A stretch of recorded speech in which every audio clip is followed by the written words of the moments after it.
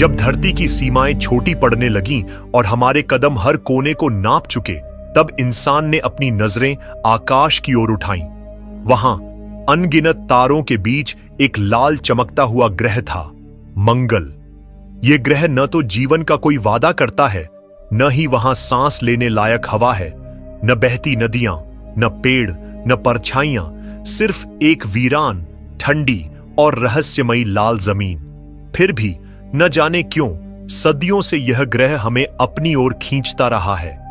क्या यह सिर्फ जिज्ञासा है, या कोई पुरानी कड़ी जिसे हम भूल चुके हैं, या शायद भविष्य की एक चाबी जो इस लाल ग्रह की मिट्टी में दबी है?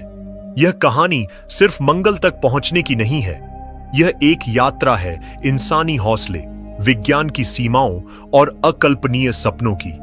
यह एक ऐसी दौड़ है जिसमें दांव पर सिर्फ टेक्नोलॉजी नहीं, बल्कि पूरी मानवता का भविष्य लगा है। कैसे बने वो अंतरिक्ष यान जो इस विशाल दूरी को तय कर सके? कैसे जिएंगे इंसान एक ऐसी जमीन पर जहां सूरज की किरणें भी डरकर आती हैं? और सबसे बड़ा सवाल, क्या हम वहां अकेले होंगे? जर्नी टू मार्स कोई साधारण सफर नहीं। यह साहस, विज्ञान, कल्पना और आत्मबल का संगम है। यह उस क्षण की तैयारी है जब मानव पहली बार मंगल की सतह पर कदम रखेगा। एक ऐसा क्षण जो न केवल विज्ञान की किताबों में दर्ज होगा, बल्कि हमारी चेतना में एक नया अध्याय जोड़ेगा। तो आइए, आप और हम मिलकर निकलते हैं एक ऐसी यात्रा पर जो इतिहास को पीछे छोड़ देगी, जो आज के असंभव को कल की हकीकत बना देगी। एक यात्रा मंगल ग्रह की ओर, जहां हर कण एक नई कहानी कहता है और हर कदम एक नई क्रांति की शुरुआत है। मंगल सूर्य से चौथा ग्रह है। इसे इसके नारंगी लाल रंग के कारण लाल ग्रह, रेड प्लैनेट भी कहा जाता है। मंगल एक रेगिस्तान जैसा पत्थरीला ग्रह है, जिसकी वायुमंडल बहुत ही पतली और मुख्यतः कार्बन डाइऑक्साइड CO2 से बनी है। इसकी सतह पर वायुमंडलीय दबाव धरती की तुलना में बहुत कम होता है, केवल कुछ हजारवां हिस्सा। यहां का तापमान 135 डिग्री सेल्सियस से लेकर 20 डिग्री सेल्सियस यानी 200 DJFE से 68 DJFE के बीच रहता है, और यहां पर अंतरिक्षीय विकिरण, कॉस्मिक रेडिएशन बहुत अधिक होता है। मंगल पर कुछ मात्रा में पानी मौजूद है, ज्यादातर जमीन के नीचे या वायुमंडल में बहुत पतली परत के रूप में। यह पानी बर्फ के रूप में ध्रुवीय क्षेत्रों में पाया जाता है। बादलों, ओस और मौसमी बर्फबारी CO2 की बर्फ के रूप में भी देखा गया है, लेकिन यहां सतह पर तरल पानी मौजूद नहीं है। मंगल की सतह पर गुरुत्वाकर्षण शक्ति धरती की तुलना में लगभग 1/3 है, जबकि यह चांद से लगभग 2 गुना है। यह ग्रह धरती से आधा चौड़ा है या चांद से दुगुना बड़ा, जिसका व्यास 6,769 किलोमीटर 4,212 मील है। इसके सतह का क्षेत्रफल धरती के सभी महाद्वीपों के कुल शुष्क भूभाग के बराबर है। मंगल ग्रह एक ऐसा लाल रंग का रहस्यमयी ग्रह जो दूर आकाश में चमकता है, मानो मानवता को चुनौती देता हो कि क्या तुम यहां तक पहुंच सकते हो। इसकी सतह और वातावरण में महीन धूल हर जगह फैली हुई है, जो वहां की बेहद कम गुरुत्वाकर्षण शक्ति के कारण बेहद हल्की हवा में भी उड़ती रहती है। यह बारीक धूल न केवल मंगल की जमीन को एक सुनसान, भटका हुआ चेहरा देती है, बल्कि इस ग्रह की हर परछाई में एक अनोखा रहस्य भी छिपा है। मंगल का भूगोल भी बेहद अनोखा है। यह 2 अलग अलग दुनियाओं में बंटा हुआ लगता है। उत्तरी गोलार्ध में समतल, नीची और अपेक्षाकृत शांत जमीन है, जबकि दक्षिणी गोलार्ध में ऊंची, गड्ढों से भरी, पहाड़ी और पुरानी जमीन है, जो शायद कभी किसी बड़े ब्रह्मांडीय टकराव की गवाही देती हो। वैज्ञानिकों के अनुसार मंगल अब भी भूवैज्ञानिक रूप से पूरी तरह शांत नहीं है। उसकी जमीन के नीचे अभी भी कंपन होते हैं, जिन्हें मार्सक्वेक्स कहा जाता है, जो यह दर्शाते हैं कि यह ग्रह आज भी भीतर से जीवित है। और इसी धरती पर स्थित हैं कुछ विशालकाय ज्वालामुखी, जो अब तो शांत हो चुके हैं, पर उनकी ऊंचाई और फैलाव आज भी हमें चौंकाते हैं। सबसे प्रसिद्ध है ओलंपस मोन्स, जो लगभग 21.9 किलोमीटर ऊंचा है। यह सौर मंडल का सबसे ऊंचा पर्वत है। और यही नहीं, मंगल पर एक ऐसी घाटी भी है जिसे देखकर धरती की सबसे बड़ी घाटियां भी बौनी लगें। वाल्स मैरिनेरिस, जो लगभग 4000 किलोमीटर लंबी है और ग्रह की सतह को गहरे घाव की तरह चीरती हुई दिखाई देती है। मंगल के 2 छोटे से प्राकृतिक चंद्रमा भी हैं, फोबोस और डाइमोस, जो आकार में अजीब, अनियमित हैं, मानो किसी प्राचीन टकराव या गुरुत्वाकर्षण द्वारा खींचे गए टुकड़े हों। ये चांद मंगल के चारों ओर चुपचाप चक्कर काटते हैं, जैसे समय की रखवाली कर रहे हों। मंगल का अक्षीय झुकाव लगभग 25 डिग्री है, लगभग धरती के 23.5 डिग्री के बराबर। और यही कारण है कि यहां भी मौसम बदलते हैं, बिल्कुल हमारी धरती की तरह। यहां पर गर्मी, सर्दी, पतझड़ और वसंत जैसी ऋतुएं मौजूद हैं, हालांकि उनका रूप, रंग और अवधि हमारी कल्पना से बहुत अलग है। मंगल पर एक वर्ष यानी वहां का सौर वर्ष धरती के लगभग 1/28 वर्षों के बराबर होता है, यानी 687 दिन। और मंगल का एक दिन, जिसे सोल कहा जाता है, लगभग 24.6 घंटे का होता है, जो धरती के एक दिन से थोड़ा ही लंबा है। इन सभी बातों को देखकर यह कहना गलत नहीं होगा कि मंगल भले ही हमसे करोड़ों किलोमीटर दूर हो, लेकिन कई मायनों में यह हमारी धरती जैसा ही एक ग्रह है, बस अधिक शांत, अधिक रहस्यमय और अभी तक मानव पद चिन्हों से अछूता। मंगल ग्रह का निर्माण लगभग 4.5 अरब वर्ष पहले हुआ था। इसके आरंभिक इतिहास में जो प्रमुख काल आया उसे नोआशियन युग कहा जाता है, जो लगभग 4.5 अरब वर्ष पहले शुरू होकर 3.5 अरब वर्ष पहले तक चला। इस काल में मंगल की सतह पर भारी मात्रा में उल्का पिंडों की टक्करों के निशान उभरे, गहरी घाटियां बनी, भूमि का क्षरण हुआ और संभवतः तरल पानी के महासागर भी मौजूद थे। साथ ही इसी काल में मंगल ने अपना चुंबकीय क्षेत्र भी खो दिया। इसके बाद आया हेस्पेरियन युग, जिसकी शुरुआत 3.5 अरब वर्ष पहले हुई और इसका अंत लगभग 3.3 से 2.9 अरब वर्ष पहले के बीच माना जाता है। इस काल में मंगल पर बड़े पैमाने पर ज्वालामुखी गतिविधियां हुईं और बाढ़ जैसे प्रवाहों ने विशाल जल निकासी नालियां, आउटफ्लो चैनल्स बनाई, जो आज भी ग्रह की सतह पर देखी जा सकती हैं। इसके बाद आया वर्तमान अमेज़ोनियन युग, जो आज तक जारी है। यही युग फिलहाल मंगल की भूवैज्ञानिक प्रक्रियाओं पर सबसे बड़ा प्रभाव डाल रहा है। मंगल ग्रह, जो धरती के आकाश में बिना किसी यंत्र के केवल आंखों से देखा जा सकता है और एक लाल रंग का भटकता हुआ तारा प्रतीत होता है, प्राचीन काल से ही इंसानी कल्पनाओं और जिज्ञासाओं का केंद्र रहा है। अलग अलग संस्कृतियों ने इसे अलग अलग प्रतीकों, देवताओं और कहानियों से जोड़ा। मंगल की ओर पहली बार अंतरिक्ष यात्रा की कोशिश 1963 में की गई, जब मंगल 1 नामक मिशन भेजा गया, लेकिन मार्ग में ही उससे संपर्क टूट गया। इसके 2 वर्ष बाद 1965 में मैरिनर सौर यान ने मंगल के पास से सफलतापूर्वक उड़ान भरी और पहली बार किसी मानव निर्मित यान ने इस लाल ग्रह की वास्तविक तस्वीरें धरती तक पहुंचाईं। इसके बाद 1971 में मैरिनर नॉर्म यान ने मंगल की कक्षा में प्रवेश किया। यह ऐसा पहला यान था जो चांद, सूरज या पृथ्वी के अलावा किसी अन्य खगोलीय पिंड की कक्षा में पहुंचा। इसी वर्ष मंगल 2 यान मंगल की सतह से अनियंत्रित रूप से टकराया और मंगल 3 ने इस ग्रह पर पहली सफल लैंडिंग की, भले ही संपर्क कुछ ही समय में समाप्त हो गया। 1997 से अब तक मंगल ग्रह पर लगातार अंतरिक्ष यान सक्रिय हैं।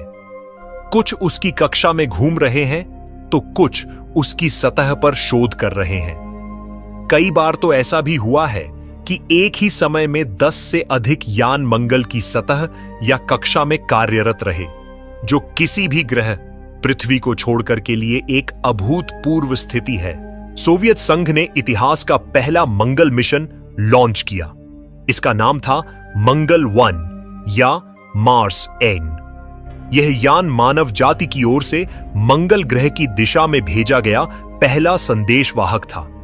इसका मुख्य उद्देश्य था मंगल की कक्षा के पास पहुंचकर वहां से तस्वीरें लेना, वैज्ञानिक जानकारी इकट्ठा करना और पृथ्वी पर डेटा ट्रांसमिट करना। इसे 1 नवंबर 1962 को लॉन्च किया गया था और यह शुरुआत में सफलता से पृथ्वी की कक्षा से बाहर भी निकल गया, परंतु दुर्भाग्यवश कुछ ही समय बाद इस यान से संचार संपर्क टूट गया और यह अपने लक्ष्य तक नहीं पहुंच सका। यद्यपि यह मिशन तकनीकी रूप से सफल नहीं माना गया, फिर भी यह मानवता के मंगल की ओर पहले कदम की ऐतिहासिक शुरुआत थी। जब मंगल 1 यान ने धरती की कक्षा को सफलतापूर्वक पार कर लिया, तो यह अपने लॉन्च यान मोलनिया बूस्टर के चौथे चरण से अलग हो गया और इसके सौर पैनल पूरी तरह से खुल गए। शुरुआती टेलीमेट्री डाटा से यह संकेत मिला कि यान के दिशा नियंत्रण प्रणाली के गैस वाल्व में से एक में रिसाव हो रहा था। इस समस्या के समाधान के लिए यान को जड़त्वीय गायरोस्कोपिक स्थिरीकरण मोड में डाल दिया गया ताकि वह अपने संतुलन को बनाए रख सके। इसके बावजूद यान ने अंतरिक्ष में शानदार प्रदर्शन किया। इसने कुल 61 बार रेडियो सिग्नल भेजे, शुरू में हर 2 दिन के अंतराल पर और बाद में हर 5 दिन में। इन सिग्नलों के माध्यम से यान ने इंटरप्लैनेटरी यानी ग्रहों के बीच की यात्रा से जुड़ा महत्वपूर्ण और बड़ा वैज्ञानिक डाटा पृथ्वी पर भेजा। फिर 21 मार्च 1963 को जब यान धरती से लगभग 10 करोड़ 66 लाख किलोमीटर की दूरी पर पहुंच चुका था और मंगल की ओर अग्रसर था, तभी पृथ्वी से उसका संपर्क अचानक समाप्त हो गया। वैज्ञानिकों का अनुमान है कि यह संपर्क विच्छेद संभवतः यान की एंटीना दिशा नियंत्रण प्रणाली में आई विफलता के कारण हुआ। यद्यपि यान मंगल तक सक्रिय रूप से नहीं पहुंचा, फिर भी उसका मार्ग निर्धारित था और माना जाता है कि इसका मंगल के सबसे नजदीक पहुंचने का क्षण 19 जून 1963 को घटित हुआ, जब यह मंगल से लगभग 1,93,000 किलोमीटर की दूरी से गुजरा। इसके बाद यह यान मंगल की दिशा में न जाकर सूर्य की परिक्रमा करने वाली एक स्वतंत्र कक्षा में चला गया और वहीं भ्रमण करता रहा। मंगल 1 एक खास तरह का अंतरिक्ष यान था जिसे सोवियत संघ रूस ने मंगल ग्रह की ओर भेजा था। यह यान बेलन सिलेंडर के आकार का था, जो लगभग 3.5 मीटर लंबा और 1 मीटर चौड़ा था। जब इसके पंख जैसे सोलर पैनल और रेडिएटर पूरी तरह खुल जाते थे, तो इसकी चौड़ाई करीब 4 मीटर हो जाती थी। इस यान के अंदर 2 हिस्से थे। ऊपर वाला हिस्सा, जिसे ऑर्बिटल मॉड्यूल कहा जाता था, उसमें यान को रास्ता दिखाने वाली प्रणाली और रॉकेट के छोटे छोटे इंजन लगे थे, जिससे यान अंतरिक्ष में सही दिशा में चल सके। यह हिस्सा लगभग 2.7 मीटर लंबा था। नीचे वाला छोटा हिस्सा, जिसे एक्सपेरिमेंट मॉड्यूल कहते हैं, केवल 0.6 मीटर का था और इसमें वैज्ञानिक उपकरण लगे थे जो मंगल की जानकारी इकट्ठा करने वाले थे। इस यान में एक बड़ी छतरी जैसी पैराबोलिक एंटीना लगी थी, जिसकी लंबाई लगभग 1.7 मीटर थी। यह एंटीना बहुत दूर तक सिग्नल भेज और प्राप्त कर सकती थी। इसके साथ ही 2 और एंटेना भी थे, एक सभी दिशाओं में सिग्नल पकड़ने वाली और दूसरी आंशिक दिशा वाली एंटीना। मार्स 1 को बिजली की जरूरत थी, जो इसे 2 सोलर पैनलों से मिलती थी। ये पैनल सूरज की रोशनी को बिजली में बदलते थे और उनकी कुल सतह लगभग 2.6 वर्ग मीटर थी। इस बिजली को एक खास बैटरी में जमा किया जाता था, जो 42 एम्पियर घंटे की कैडमियम निकेल बैटरी थी। यही बैटरी यान को तब बिजली देती थी जब वह सूरज की रोशनी से दूर होता था। मार्स 1 भले ही मंगल तक पूरी तरह न पहुंच सका, लेकिन यह एक ऐसा यान था जो वैज्ञानिकों की कल्पना को सच करने की शुरुआत बना। इसकी बनावट, तकनीक और इसके पीछे की सोच, सब कुछ उस समय के लिए बहुत ही शानदार और प्रेरणादायक था। मंगल 1 यान को इस तरह से प्रोग्राम किया गया था कि वह हर 2 दिन में अपने आप वैज्ञानिक डाटा पृथ्वी पर भेजे। लेकिन 13 दिसंबर के बाद इस कार्यक्रम को थोड़ा बदल दिया गया और फिर हर 5 दिन में डाटा ट्रांसमिशन किया जाने लगा। इसके अलावा धरती से भेजे गए विशेष कमांड के जरिए भी इस यान से जब चाहें तब डाटा मंगाया जा सकता था। इस यान में तापमान नियंत्रण के लिए एक बहुत ही खास तकनीक इस्तेमाल की गई थी। यह एक गैस लिक्विड सिस्टम था जिसमें गैस और तरल दोनों के मिश्रण से यान का तापमान संतुलित रखा जाता था। इसके अलावा सौर पैनलों के सिरों पर गोल आकार के रेडिएटर भी लगाए गए थे जो यान से अतिरिक्त गर्मी को बाहर निकालने का काम करते थे। मार्स 1 अपने साथ कई तरह के वैज्ञानिक उपकरण लेकर गया था। इसमें एक मैग्नेटोमीटर था जो अंतरिक्ष में चुंबकीय क्षेत्रों को मापने के लिए प्रयोग होता है। इसके अलावा यान में टीवी फोटोग्राफिक उपकरण भी लगे थे जो मंगल की तस्वीरें लेने के लिए तैयार किए गए थे। एक विशेष यंत्र जिसे स्पेक्ट्रो रिफ्लेक्सोमीटर कहा जाता है, वह प्रकाश के परावर्तन का अध्ययन करता था। यान में 2 तरह के विकिरण मापक यंत्र भी लगे थे, एक गैस डिस्चार्ज काउंटर और दूसरा सिंटिलेशन काउंटर, जिनका काम था अंतरिक्ष की खतरनाक किरणों को मापना।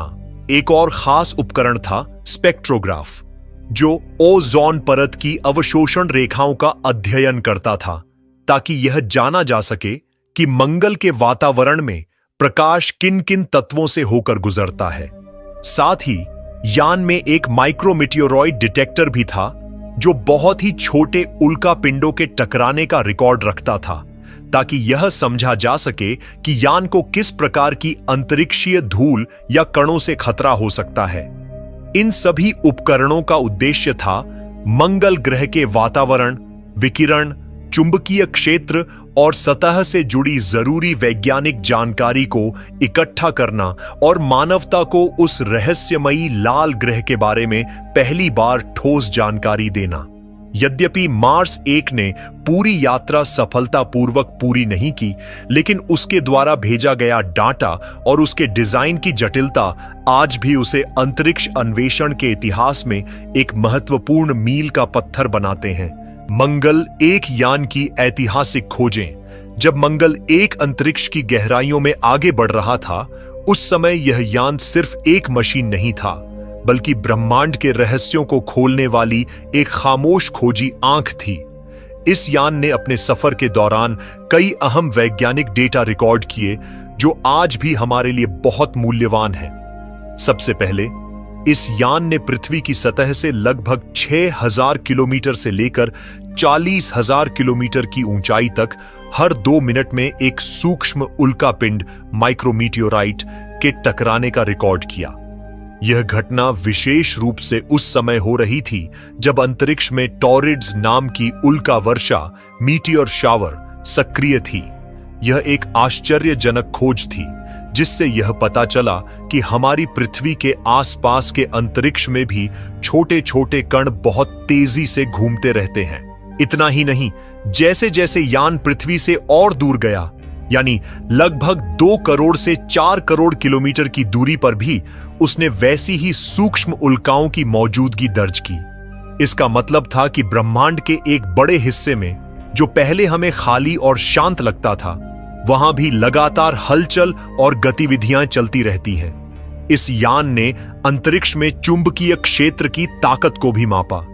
अंतरिक्ष में चुंबकीय क्षेत्र बहुत ही हल्के होते हैं, जिन्हें नैनो टेस्ला NT में मापा जाता है।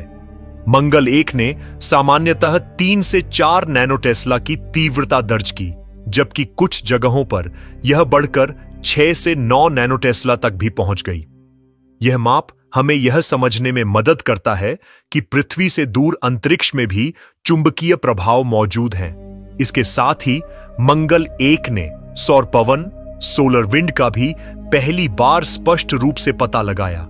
यह वही अदृश्य धारा है जो सूरज से निकलकर पूरे सौर मंडल में बहती रहती है। सौर पवन अंतरिक्ष में उपस्थित कणों को प्रभावित करती है और ग्रहों के वातावरण पर भी इसका असर पड़ता है। एक और जबरदस्त खोज यह थी कि इस यान ने पृथ्वी के चारों ओर फैले विकिरण क्षेत्रों, रेडिएशन जोन्स को भी मापा और उनकी शक्ति की पुष्टि की। इन क्षेत्रों को वैन एलन बेल्ट्स कहा जाता है, जो पृथ्वी को अंतरिक्षीय विकिरण से सुरक्षा प्रदान करते हैं। मंगल 1 की माप से यह बात वैज्ञानिक रूप से साबित हो गई कि पृथ्वी के चारों ओर यह मजबूत रक्षात्मक कवच मौजूद है। पृथ्वी की कक्षा से निकलने के बाद यान ने अपनी चौथी स्टेज को सफलतापूर्वक अलग कर दिया और इसके सोलर पैनल भी ठीक तरह से खुल गए। लेकिन यहीं से समस्याओं की शुरुआत हुई। शुरुआती टेलीमेट्री डेटा, यान से भेजी गई जानकारी से यह पता चला कि यान के ओरिएंटेशन सिस्टम, यान को दिशा में बनाए रखने वाला सिस्टम में एक गैस वॉल्व लीक हो रहा था।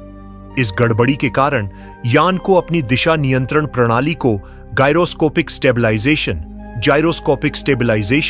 पर स्विच करना पड़ा। यानी अब यान खुद को स्थिर रखने के लिए अपनी आंतरिक घूर्णन प्रणाली का इस्तेमाल करने लगा, क्योंकि बाहरी गैस आधारित प्रणाली खराब हो चुकी थी। फिर भी यान ने 61 रेडियो ट्रांसमिशन भेजे, शुरू में हर 2 दिन में 1 और फिर हर 5 दिन में 1। इनमें इंटरप्लैनेटरी स्पेस यानी ग्रहों के बीच के क्षेत्र से ढेर सारा वैज्ञानिक डेटा मिला। लेकिन इसके बाद एक बड़ी समस्या आ गई और यही मिशन की असफलता का कारण बना। 21 मार्च 1963 को जब मंगल 1 पृथ्वी से करीब 10 करोड़ किलोमीटर दूर था, अचानक संपर्क पूरी तरह टूट गया। वैज्ञानिकों का अनुमान है कि यान का एंटीना ओरिएंटेशन सिस्टम पूरी तरह से फेल हो गया। यानी यान का एंटीना अब धरती की ओर सही दिशा में नहीं था और इस कारण से वह सिग्नल भेज या ले नहीं पा रहा था। यानी एक तरह से यान अंतरिक्ष में एक गूंगी और बाहरी मशीन बनकर रह गया। वह चलता रहा लेकिन हमसे कोई संपर्क नहीं बना सका। ऐसा माना जाता है कि 19 जून 1963 को मंगल 1 ने मंगल के पास से लगभग 1.93 लाख किलोमीटर की दूरी से गुजरते हुए अपना निकटतम अप्रोच पूरा किया। लेकिन क्योंकि वह संपर्क से बाहर था, वह मंगल से कोई डेटा नहीं भेज सका। इसके बाद मंगल 1 सीधे सूर्य की परिक्रमा में चला गया और हमेशा के लिए गुमनाम हो गया। मार्स 1 आज कहां है? यह सवाल रहस्यमय भी है और रोमांचक भी। हालांकि यह मंगल पर नहीं पहुंचा और उससे पहले ही संपर्क टूट गया था, लेकिन यह यान आज भी अंतरिक्ष में कहीं मौजूद है, एक मौन निर्जीव अंतरिक्ष भूत की तरह। मार्स 1 अब कहां हो सकता है? वाइग सूर्य की कक्षा में है। 1963 में जब इससे संपर्क टूट गया, तब यह मंगल की ओर बढ़ रहा था। वैज्ञानिकों का मानना है कि मार्स 1 सूर्य की एक स्वतंत्र कक्षा हीलियोसेंट्रिक ऑर्बिट में प्रवेश कर गया। यानी यह अब सूर्य की परिक्रमा करता है, ठीक उसी तरह जैसे पृथ्वी और मंगल करते हैं। 2 टकराया नहीं है। अब तक ऐसा कोई प्रमाण नहीं मिला कि मार्स 1 किसी ग्रह, क्षुद्र ग्रह या अन्य वस्तु से टकराया हो।